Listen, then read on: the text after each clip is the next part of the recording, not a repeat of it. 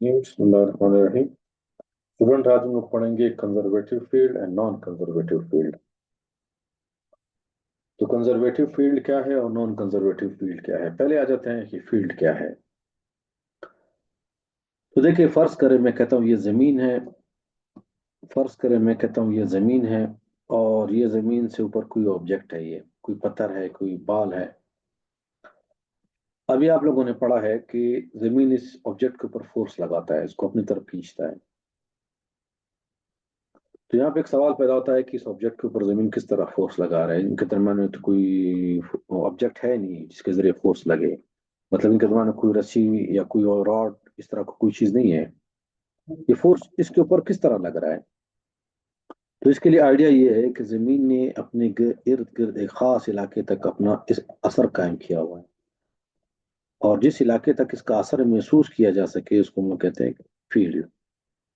लेकिन इस केस में फिर हम लोग कहेंगे ग्रेविटेशनल फील्ड, क्योंकि ग्रेविटी की वजह से फील्ड बना है, ग्रेविटेशनल फोर्स की वजह से फील्ड बना है। तो जब भी कोई ऑब्जेक्ट इस इलाके के अंदर आएगा, जमीन इस फील्ड के जरिए इसके ऊपर फोर्स लगाएगी अपने सेंटर की तरफ। और अगर ऑब्जेक्ट इस इलाके से बाहर होगा तो जमीन इसके ऊपर कोई फोर्स नहीं लगाएगी, इसके ऊपर फोर्स जीरो होगा। तो वो इलाका जहां तक जमीन की ग्रेविटी का असर महसूस किया जा सके, इसको हम क्या कहते हैं, ग्रेविटेशनल फील्ड। सही।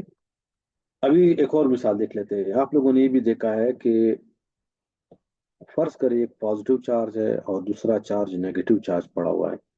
तो ये चार्ज इसके ऊपर किस तरह फोर्स लगा रहा है। इनके दरम्यान कोई फिजिकली कोई चीज तो मौजूद नहीं है। तो इसके लिए फिर हम लोग उसी आइडिया पे आ जाते हैं कि इस चार्ज ने अपने इर्द गिर्द एक खास इलाके तक अपना असर कायम किया हुआ है। क्या कायम किया हुआ, असर कायम किया हुआ है। अगर कोई दूसरा चार्ज इस इलाके के अंदर आएगा तो ये इसके ऊपर फोर्स लगाएगा। लेकिन अगर दूसरा चार्ज इस इलाके से बाहर होगा तो इसके ऊपर कोई फोर्स नहीं लगेगा। तो इसका मतलब चार्जेस एक दूसरे के ऊपर फोर्स लगाते हैं, लेकिन किसके जरिए, फील्ड के जरिए। तो इस वाले जो ये जो फील्ड है, इस वाले फील्ड को हम लोग क्या कहेंगे, इलेक्ट्रिक फील्ड। अच्छा, इसके मुकाबले में एक दूसरा जो फोर्स लगाने का तरीका है उसको कहते हैं कॉन्टैक्ट फोर्स। क्या कहते हैं, कॉन्टैक्ट फोर्स। तो एक तो फील्ड फोर्स हो गया, दूसरा हो गया कॉन्टैक्ट फोर्स। कॉन्टैक्ट फोर्स क्या है कि देखिए, फर्ज करें गाड़ी है या रेडी है, इसको आप खींच रहे हैं इस तरह। आपने रस्सी बांधी हुई है, रस्सी के जरिए इसको खींच रहे हो और ये ऑब्जेक्ट आगे की तरफ जा रहा है। तो सवाल ये पैदा होता है कि इसके ऊपर फोर्स किस जरिए से लग रहा है। मेरे हाथ से जो फोर्स ट्रांसमिट हो रहा है इस ऑब्जेक्ट के ऊपर, वो किस तरह ट्रांसमिट हो रहा है। तो उसके दरम्यान में कोई फिजिकली कोई ऑब्जेक्ट मौजूद है, वो रस्सी है। या अगर अभी गाड़ी को दिखा दे रहे हैं तो गाड़ी के जो आप दिखा दे रहे हैं तो आपके और गाड़ी के दरम्यान में हाथ आ रहा है। तो ऐसे फोर्सेस को हम लोग क्या कहते हैं, कॉन्टैक्ट फोर्स। लेकिन इलेक्ट्रिक फोर्स और ग्रेविटेशनल फोर्स जो है वो फील्ड फोर्स की एग्जांपल्स है। इसमें दो अजसाम एक दूसरे के ऊपर फोर्स लगाते हैं, लेकिन किसके जरिए, फील्ड के जरिए। सही है तक। तो ग्रेविटेशनल फोर्स और दूसरा फोर्स इलेक्ट्रिक फोर्स, ये जो है फील्ड फोर्स की एग्जांपल है। एक दूसरा भी है मैग्नेटिक फोर्स। दो मैग्नेट एक इसके ऊपर फोर्स लगाते हैं लेकिन फील्ड के जरिए। अब याद है कि जहां पे फील्ड होगा वहां पे फोर्स होगा। तो आप इसको कंजर्वेटिव फील्ड का या कंजर्वेटिव फोर्स का एक ही बात है। अभी कंजर्वेटिव फील्ड की दो खसूसियात हैं। It has two important properties. Work done by it on a body is independent of path followed. ये जो किसी ऑब्जेक्ट के ऊपर काम करता है वो पाथ पे डिपेंड नहीं करता। और दूसरी बात है कि इस ये जो वर्क करता है किसी जिस्म के ऊपर क्लोज पाथ में, वो हमेशा जीरो आएगा। तो चलो आ जाते हैं, इन दोनों को एक्सप्लेन करते हैं हम। तो देखिए, हम लोगों ने पिछले स्लाइड में बता देता हूँ।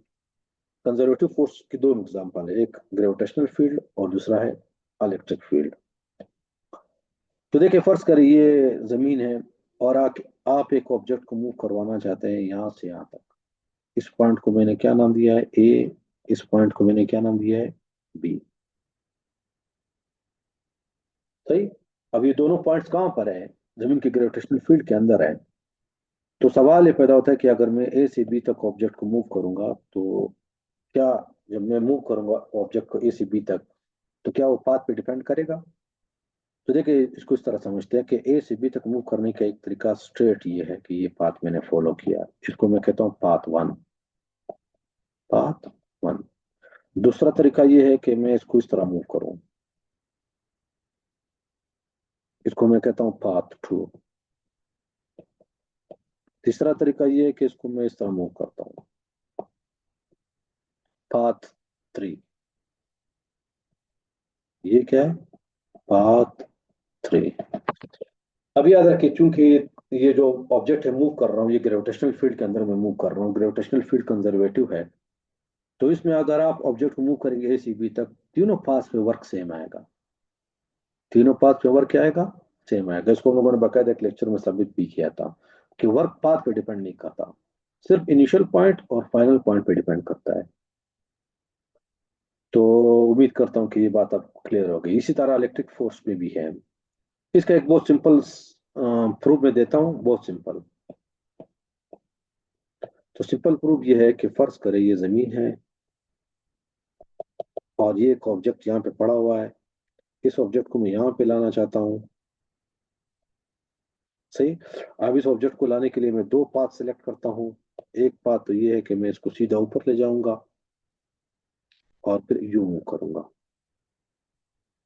और दूसरा पाथ ये है कि मैं इसको पहले ही हॉरिजॉन्टली मूव करवाऊंगा और फिर सीधा ऊपर ले जाऊंगा। तो दो डिफरेंट पाथ हो गए कि नहीं हो गए। अभी चेक करते हैं कि दोनों पाथ में वर्क सेम आता है कि नहीं आता। ये बहुत सिंपल है कि प्रूफ है।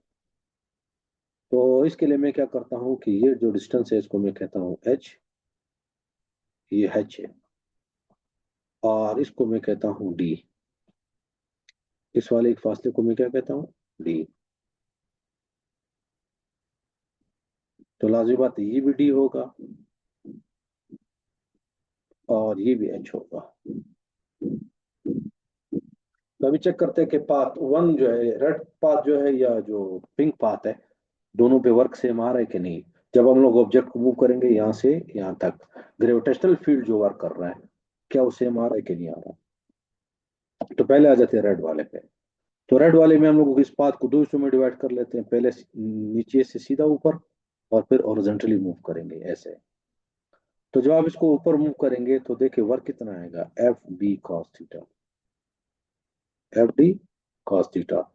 और ये इसको मैं लिखता हूँ कि एम जी ग्रेविटेशनल फोर्स नीचे की तरफ लग रहा है, हाइट कितनी है, डिस्टेंस कितना कवर हो रहा है, एच। और यहाँ पे मैं लिखूंगा कॉस 180 डिग्री, कॉस 180 डिग्री, क्योंकि ग्रेविटेशनल फोर्स नीचे लग रहा है, ऑब्जेक्ट ऊपर जा रहा है। तो ये जो एंगल होगा ये कितना होगा, 180 होगा। तो पहला वर्क तो आ गया, पहला जो वर्क है ये कितना आ गया, एम जी एच, लेकिन माइनस साइन के साथ, क्योंकि कॉस 180 माइनस है, -1 के बराबर है। अभी जब मैं इसको ओरिजेंटली मूव करूंगा तो वर्क कितना आएगा, मैं लिखूंगा एम जी, और डिस्टेंस कितना मूव किया, डी, लेकिन आ जाएगा कॉस 90 डिग्री, कॉस 90 डिग्री। क्योंकि याद रखिए जब मैं इसको मूव कर रहा था ग्रेविटेशनल फोर्स नीचे की तरफ लग रहा था, जो ग्रेविटेशनल फोर्स है वो नीचे की तरफ लग रहा था, और ऑब्जेक्ट हॉरिजॉन्टली मूव कर रहा था, तो ये एंगल कितना बन रहा था, 90। तो अगर आप ये दूसरा वर्क मालूम करेंगे तो दूसरा वर्क कितना आएगा, जीरो, कॉस 90 जीरो है। तो टोटल वर्क कितना हो गया, टोटल वर्क हो गया -mgh, mgh प्लस जीरो, और ये हो गया mgh, सही। तो ये तो एक पाथ हो गया। अभी दूसरा पिंक पाथ पे चलते हैं। तो उस पाथ में क्या होगा, वही बात है कि वर्क मालूम करेंगे, पहले हॉरिजॉन्टली मूव करेंगे ऑब्जेक्ट को, फिर वर्टिकली ऊपर की तरफ। हॉरिजॉन्टली आप मूव करोगे तो वही बात आ जाएगी कि एम जी ग्रेविटेशनल फोर्स है, डी डिस्टेंस है, लेकिन इधर आ जाएगा कॉस 90 डिग्री। कॉस 90 क्यों आएगा, क्योंकि ग्रेविटेशनल फोर्स नीचे है, ग्रेविटेशनल फोर्स हमेशा नीचे की तरफ अमल करता है, और डिस्प्लेसमेंट के दौरान में, और प्लस एक दूसरा वर्क जो होगा वो सीधा नीचे से ऊपर होगा। तो इसके लिए हम लोग क्या लिखेंगे, M G H, gravitational force M G है, डिस्टेंस कितना कवर किया, एच, और इधर आ जाएगा कॉस 180 डिग्री। तो ये पहला पार्ट तो जीरो हो जाएगा, तो W is equal to zero plus, और इधर देखें यहाँ पे मैं कह सकता हूँ कि कॉस 180 -1 के बराबर है, तो ये आ जाएगा -mgh। तो ये कितना हो जाएगा, -mgh। इसका मतलब है दूसरे पाथ पे भी वर्क कितना हो गया, माइनस एम जी एच।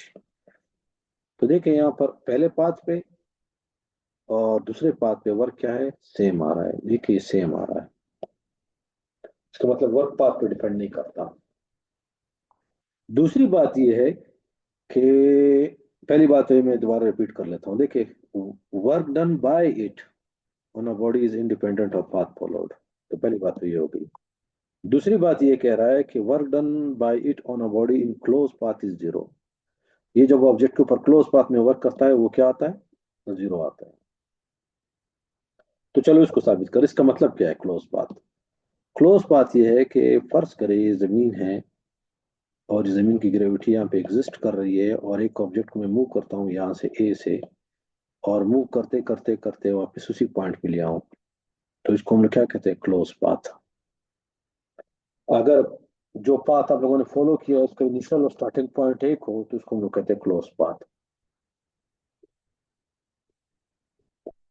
तो यहाँ पे वो कह रहा है कि ग्रेविटेशनल फील्ड जो होगा या कंजर्वेटिव फील्ड जो होगा, उसमें जब आप ऑब्जेक्ट को क्लोज पाथ में मूव करेंगे तो कंजर्वेटिव फील्ड जो वर्क करेगा क्लोज पाथ में वो क्या होगा, जीरो होगा, हमेशा जीरो होगा। लेकिन शर्त एक है, फील्ड क्या होना चाहिए, कंजर्वेटिव होना चाहिए। तो चले आ जाते हैं इसका एक सिंपल, इसका एक लॉन्ग प्रूफ हम लोगों ने किया है कोर्स में, आदि साहब के लेक्चर में आप लोगों ने देखा होगा। लेकिन यहाँ पे मैं एक बहुत सिंपल तरीके से समझा देता हूँ। तो फिर मैं ग्रेविटेशनल फील्ड का सहारा लेता हूँ, और फर्ज कर एक ऑब्जेक्ट है, ये ब्लॉक है पड़ा हुआ है, इसको मैं मूव करता हूँ। लेकिन मैं मूव करूंगा पहले नीचे से ऊपर,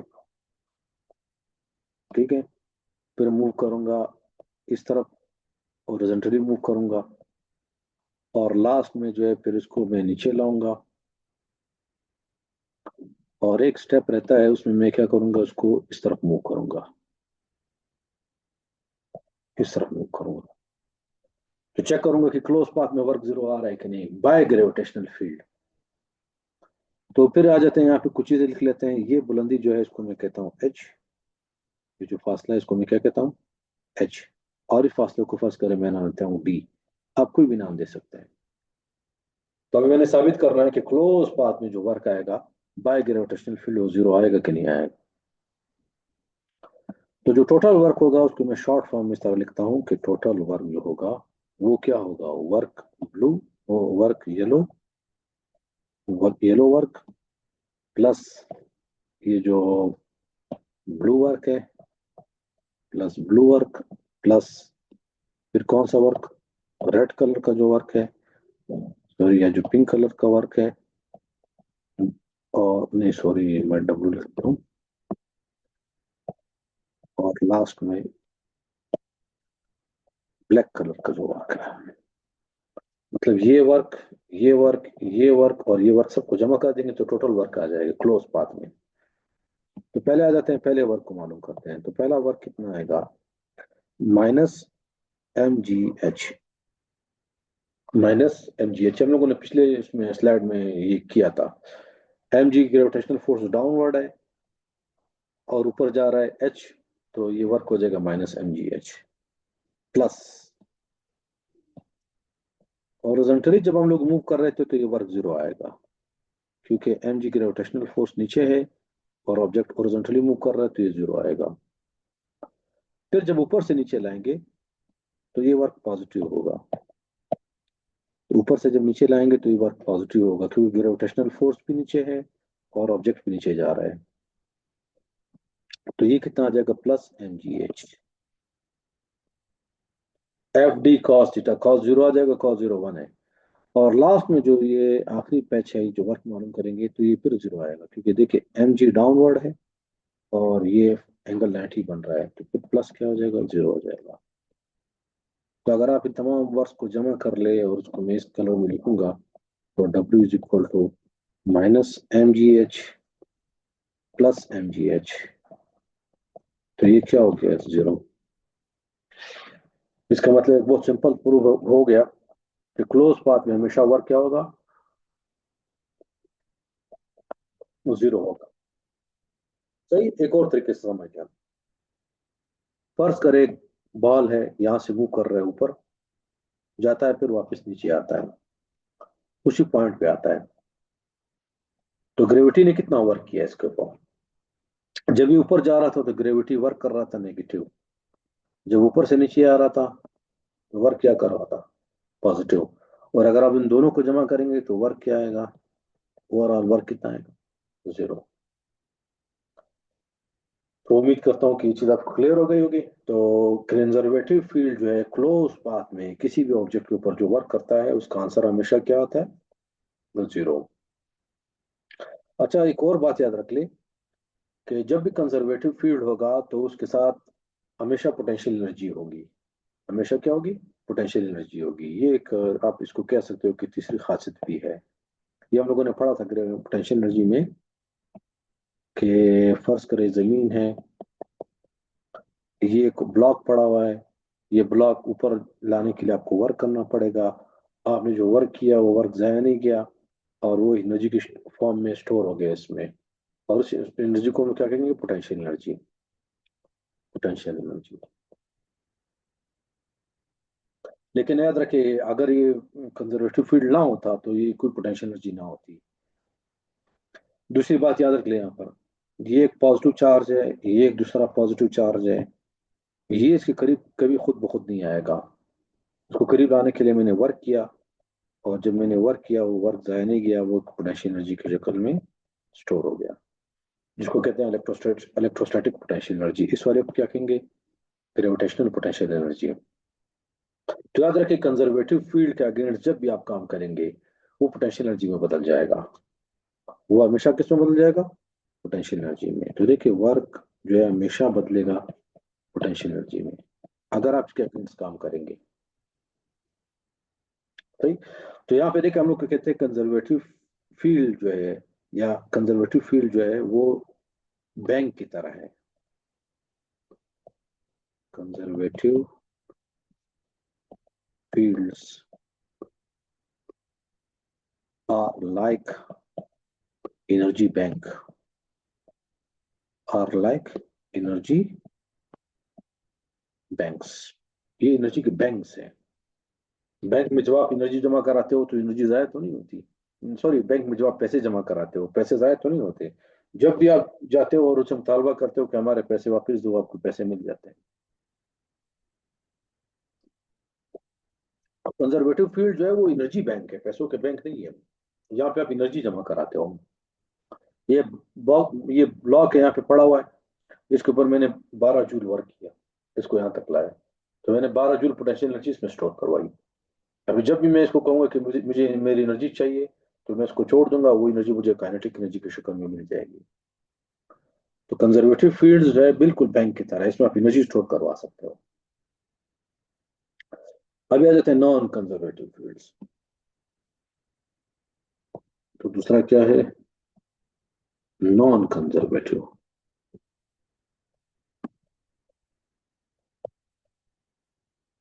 नॉन कंजर्वेटिव फील्ड।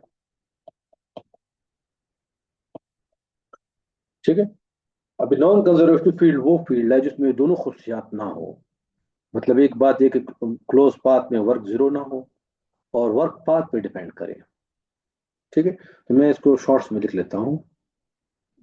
पहली बात यह है कि वर्क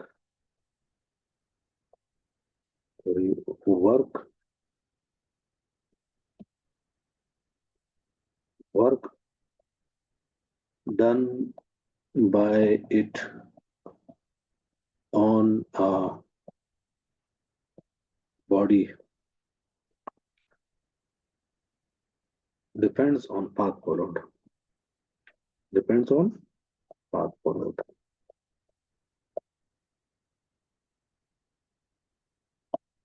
जो पाथ फॉलो किया होगा उस पे वर्क, उस पाथ पे डिपेंड करेगा वर्क। मुख्तलिफ पाथ पे मुख्तलिफ वर्क आएगा। और दूसरी बात यह है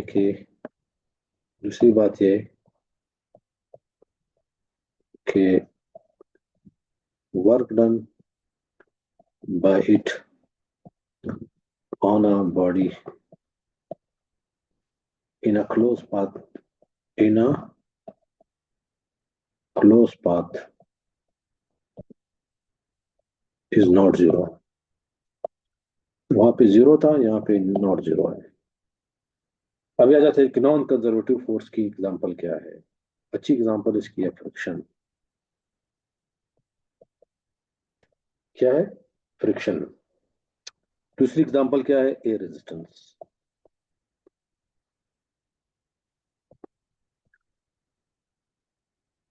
एयर रेजिस्टेंस। तो ये दोनों नॉन, तो उसको समझते हैं चले। तो देखिए फर्ज करें एक टेबल है, ये एक टेबल है,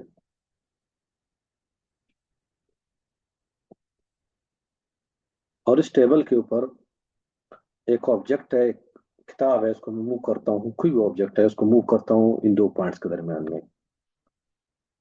तो पहला पाथ में ये फॉलो करता हूँ कि स्ट्रेट जाता हूँ, और दूसरा पाथ ये कि मैं इस रास्ते से जाता हूँ। तो दूसरा पाथ में ये फॉलो करता हूँ।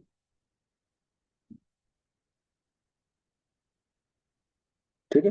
तो देखिए मैं जा रहा हूँ ए से बी तक, ऑब्जेक्ट को मूव करवा रहा हूँ। एक टेबल है, उस पर वर्ष की किताब पड़ी हुई, किताब को आप ऐसे धकेल रहे हैं ए से बी तक, लेकिन पाथ में दो फॉलो कर रहा हूँ, एक ग्रीन पाथ है, एक रेड पाथ है। तो सवाल ये पैदा होता है कि यहाँ पे जो फ्रिक्शन है, जो वर्क करेगा, क्या वो पाथ पे डिपेंड करेगा कि नहीं। तो देखिए ग्रीन वाले पाथ पे देख लिया, ग्रीन वाले पाथ में जब आप उसको मूव करेंगे तो फ्रिक्शन फोर्स इस तरफ है और ऑब्जेक्ट इस तरफ मूव कर रहा है, और ये जो वर्क आएगा कितना आएगा? माइनस एफ फ्रिक्शन, जो फ्रिक्शन फोर्स अमल कर रहा है इस दौरान, मल्टीप्लाई बाय डी। फर्क करिए ये जो डिस्टेंस है इसको मैं कहता हूँ डी।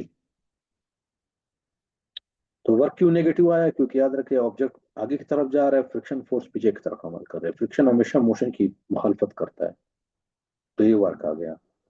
लेकिन रेड पाथ पे आप देख लिए, रेड पाथ में जो वर्क होगा, जो फ्रिक्शन वर्क करेगा, वो कितना होगा? Minus F friction. सही, माइनस एफ फ्रिक्शन, मैं एफ आर लिख रहा हूँ, फ्रिक्शन मल्टीप्लाई बाय ये पाथ जो है, फर्स्ट कर इसको मैं कहता हूँ डी वन। D one. तो इसमें भी याद रखें कि जैसे ही मूव कर रहा हूँ ए से बी तक, फ्रिक्शन हमेशा इसकी मोशन की मुखालफत कर रहा है, फ्रिक्शन ऑपोजिट डायरेक्शन में अमल कर रहा है, इसलिए वर्क नेगेटिव आ रहा है। लेकिन आप लोग बताएं इन दोनों में पाथ कौन सा ज्यादा है? पाथ जो है रेड वाला ज्यादा है। एफ आर दोनों में सेम है, एफ आर दोनों में सेम है, लेकिन पाथ वो ज्यादा है। इसका मतलब है कि डी वन जो है वो ज्यादा है डी से। इसका मतलब है कि जो रेड पाथ में वर्क किया फ्रिक्शन ने ऑब्जेक्ट के ऊपर, वो ज्यादा है बनिस्बत है उसके ग्रीन कलर वाले पाथ पे। तो देखिए हमें पता चल रहा है कि वर्क जो है पाथ पे डिपेंड कर रहा है, पाथ पे इंडिपेंडेंट नहीं है। तो याद रखिए अगर मैं फर्स्ट करे स्टेबल पे ऑब्जेक्ट को मूव करूं, लेकिन बड़ा पाथ लेता हूं, बड़ा पाथ, तो उस पर लाजिम बात है वर्क ज्यादा आएगा, क्योंकि जैसे ही ऑब्जेक्ट में मूव करूंगा हमेशा फ्रिक्शन इसकी मुखालफत करेगा, पीछे की तरफ अमल करेगा। लेकिन चूंकि ये पाथ ज्यादा है, इसके इसमें वर्क ज्यादा आएगा बाय फ्रिक्शन। तो देखिए पहली बात तो क्लियर हो गई कि work done by it on a body depends on path forward. दूसरी बात है कि work done by it on on a body in a close path is not zero. तो इसको समझते हैं। तो फिर वही मिसाल ले लेता हूँ कि फर्स्ट एक टेबल है, ये एक टेबल है,